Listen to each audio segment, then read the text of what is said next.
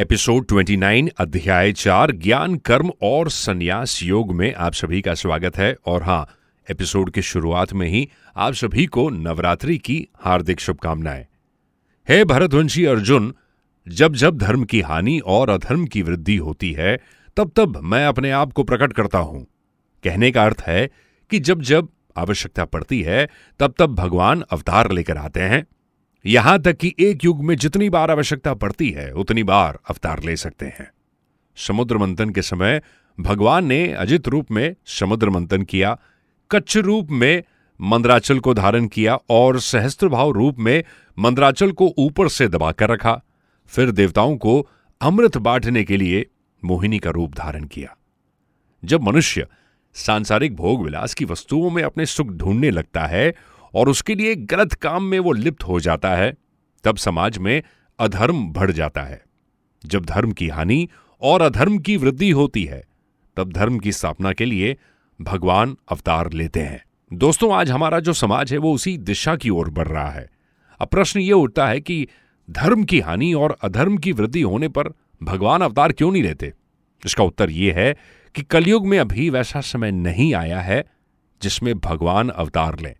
अभी भी धर्मात्मा लोग इस पृथ्वी पर हैं। संत महात्मा धर्म प्रचार प्रसार में लगे हुए हैं। जब धर्म की पूरी तरह नाश होने लगेगी तब भगवान स्वयं आएंगे। अपने भक्तों का उद्धार करने के लिए, दुष्टों के संपूर्ण विनाश करने तथा धर्म को फिर से स्थापन करने के लिए मैं प्रत्येक युग में प्रकट होता हूं। संत महात्मा धर्म की स्थापना तो करते हैं, परंतु दुष्टों के विनाश का कार्य वो नहीं करते। इसलिए दुष्टों के विनाश का कार्य भगवान अपने हाथों से करते हैं। अब इसी बात को एक उदाहरण के माध्यम से समझाने की कोशिश करता हूं।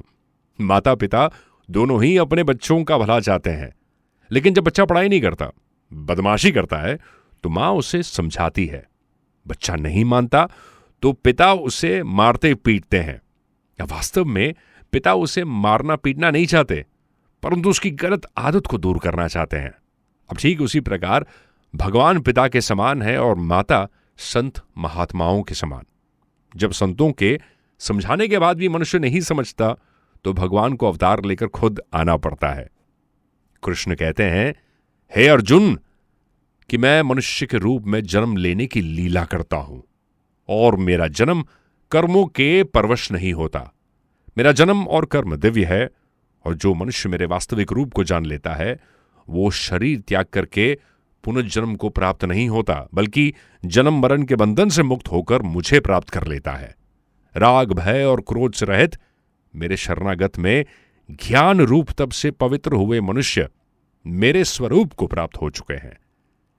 जब किसी व्यक्ति को भगवान में आकर्षण हो जाता है तो संसार के बाकी सारे आकर्षण वही मिट जाते हैं।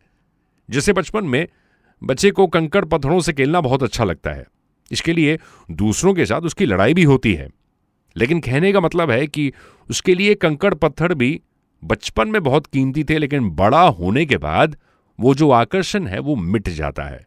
अब वो रुपयों और साधनों की ओर आकर्षित हो जाता है। तो जिस मनुष्य में परमात्मा की लगन जाग जाती है वो संसार के रुपए और सब पदार्थ उसके लिए फीके लगने लगते हैं। वो संसार में ना उसको कोई आकर्षण नहीं होता। जो भक्त जिस भाव से, जिस संबंध से, जिस प्रकार से शरण में आता है, मैं उसी भाव से उसे आश्रय देता हूं। सभी मनुष्य सब प्रकार से मेरे मार्ग का अनुसरण करते हैं। इस संसार में मनुष्य फल पाने के लिए कर्म करते हैं और फल की प्राप्ति के बाद देवताओं की पूजा करते हैं। मनुष्य को उसके द्वारा किए हुए कर्मों का फल अवश्य मिलता है। कर्म के फल में मेरी आसक्ति ना होने के कारण कर्म मेरे लिए बंधन उत्पन्न नहीं कर पाते हैं। इस प्रकार से जो मुझे जान लेता है उस मनुष्य के कर्म भी उसके लिए कभी बंधन उत्पन्न नहीं करते हैं। आज का ये एपिसोड आपको कैसा लगा हमें जरूर कमेंट करके बताइए। और हां, इस वीडियो को लाइक, कमेंट, शेयर करना ना भूलें। हमारे चैनल को सब्सक्राइब जरूर कीजिएगा।